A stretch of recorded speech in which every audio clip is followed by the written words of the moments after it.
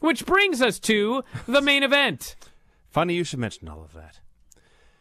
The New Japan Cup winner, Evil, faces his former mentor, the IWGP World and IWGP Intercontinental Champion Tetsuya Naito, with both belts on the line.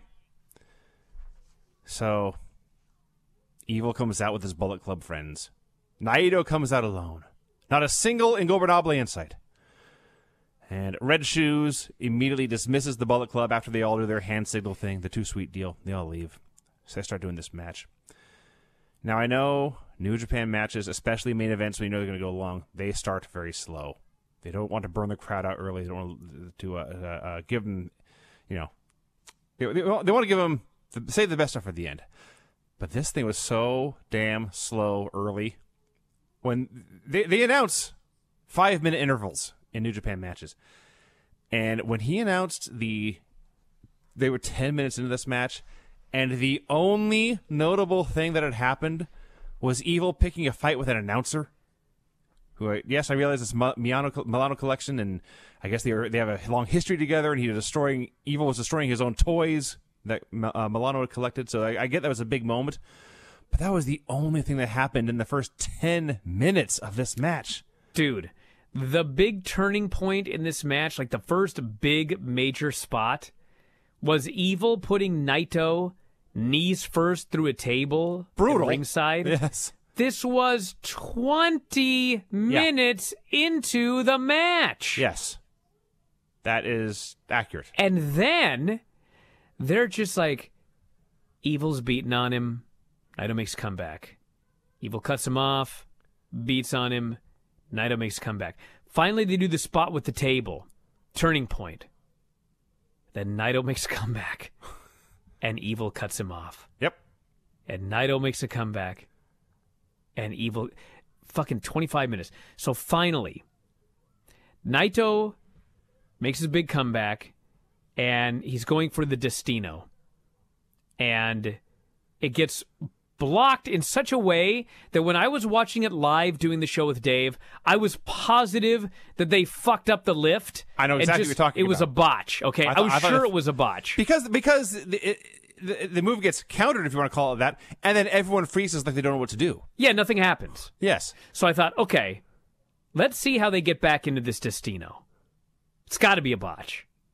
Instead, they go right to a ref bump, which means either they fucked it up and thought, well, if we go back to it, everyone's going to know it's a fuck up. So let's just, pretend that the spot happened and then move on to whatever's next. Or it was supposed to look like that. One way or the other, it did not look smooth at all. So the ref takes a bump. They cut to the long shot, and Jado starts walking to the ring. Now, I'm not going to repeat my whole story that I told on Observer Live, but I recommend listening to today's Observer Live for my other story about Jado walking for 9 years to get to the goddamn ring. Okay, but what I thought about watching it a second time here this afternoon, it was like they took C-3PO and they dressed him up as Jado, which you could do, by the way, because he's dressed head to toe with a fucking mask on, and you gave him a goddamn stick, and you had him walk to the ring. It's fucking a spitting image. That's why I'm laughing, because it's accurate. He's lurching and lurching to the ring. I'm already 25, 27 minutes in this match. I'm like, motherfuckers, come on. Jado, get the fucking move on here. He's walking as slow as possible.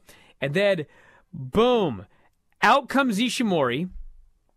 He hits the ring. He beats the living shit out of Naito. Jado's still not at the ring yet. He keeps walking. He finally gets on the apron. And why is he there? To distract the ref because there's going to be interference. Now, the problem is the interference already fucking happened. And he wasn't at the ring yet. Ishimori ran so fast that he's in the ring beating up Naito, and the guy that's there to distract the ref hasn't even got to the ref yet. So he starts distracting the ref. Now Hiromu runs in. He attacks Ishimori. It's the best action in the match by a fucking country mile. Yes. And it's one spot. Gives him the overhead belly-to-belly into the buckle.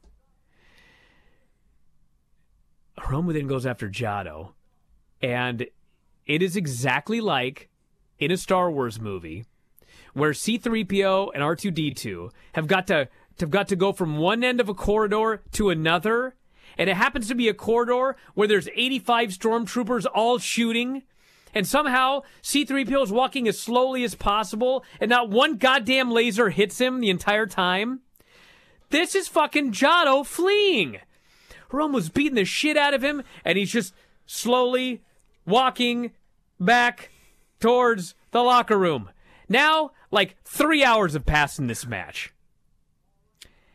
And then Naito just makes another comeback. It's like his fourth fucking comeback. My notes here read, I think Naito is coming back 30 minutes in. So finally, I guess he's going for the Destino or whatever, and he gets the evil kick to the balls. He falls down clutching his testicles.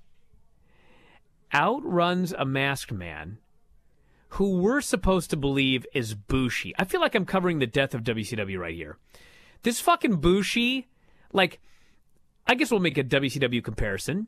Let's say that the part of Bushi in WCW was Evan Courageous. Okay? All right, that was a mask guy. Let's say Jamie Noble when he was Jamie San. Okay? Sure.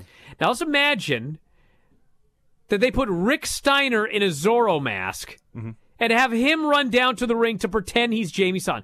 There's no way, not one fucking person on this planet that was staying up till 3 o'clock a.m. watching this fucking show thought for 1 second that that could possibly be Bushi. He punches Naito. Evil hits everything is evil. He garrots Naito.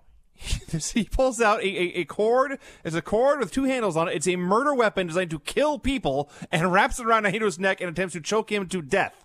That's what Bushi did here. Okay, so he chokes the guy. Naito is dead. Evil hits everything is evil. And he pins him. Now, the best thing about the match was when Evil gets the pin, the audience and Red Shoes can't believe what just happened. They're in shock. Evil wins both titles. He is the IWGP. He is the Intercontinental Champion and Tag Team Champion. So he's actually a triple champion right now. 6-man champion. 6-man champion. So he's the winner. And the gist of all of this is this was an angle designed as a 40-minute wrestling match. If you're going to do an angle, please don't make me watch a 40-minute wrestling match to get to the fucking point. They could have done this in 16 minutes, in 18 minutes. It would have been significantly better, in fact. But instead, they dragged it out and dragged it out and dragged it out. Interference in front of the ref, violence in front of the ref, run-ins in front of the ref. 95 people have run in over the last couple of days. I'm over it. If you loved it, great. And, I mean, the good news is, Ghetto decided, I'm going to go all the way with Evil, and this motherfucker went all the way with Evil. So I got to give him credit for that. He's not like Vince, who's fucking wishy-washy, and he can't make up his goddamn mind. And he's got to give Roman Reigns 6 coronations and get cold feet on every single fucking one of them. Ghetto decided, we're going to get this fucking guy over, and in 2 nights, Evil is now the #1 guy in New Japan with 3 fucking belts, and he's in charge of the Bullet Club. So, from that perspective, like, more power to him. That's how you do it. But actually watching it unfold, this was not a classic moment in the history of New Japan. So I'm going to talk a little about the match itself a little bit, and then a little more of the big picture stuff. So, I mean, we've already established how little actually happened in this match, how much we had to sit through to get no payoff at the end. But I don't think we've properly expressed just how dull the body of this match was. There were points in the first half of this match where I was legitimately in my head thinking, am I watching Edge Orton Mania number 2? Is this going to be 40 minutes where absolutely nothing happens? Fortunately, some stuff happened in the second half, so it was much better in the end than Edge and Orton at WrestleMania. It was not very good. By the standards of New Japan main event matches, I would have to think it's the worst one I've seen. It was a lot of inactivity, a lot of repetitiveness, a lot of redundancy, and a lot of the same ref bump, constant interference, screw jobs that apparently has been going on throughout the New Japan Cup, and is the story of Evil. It was the story of Jay White when it was his turn. It was the story of Bullet Club really since their inception. It's been done, and it's personally, it's the kind of stuff that I don't want to see when I watch New Japan. I want New Japan to be the king of sports. And there's room in there for promos and sneak attacks and rivalries and all that kind of stuff. But let the actual sport be a sport and let the circus go around it. So there is that. There is Takahashi was, in fact, the star of this match in his 1 minute of action. And also, by the way, where the hell is the rest of Los Ingobernables? Where's the real Bushi? Where's Sonata? Where's Shingo? He's in the group, isn't he? Why was we didn't even mention, by the way, that the fake Bushi is Dick Togo. Oh yeah, Dick Togo. The first time I saw Dick Togo was on ECW's inaugural pay-per-view in 1997. Now he was a part of the main event act in New Japan in 2020. And that's not a knock. That's not a complaint. That's just amazing.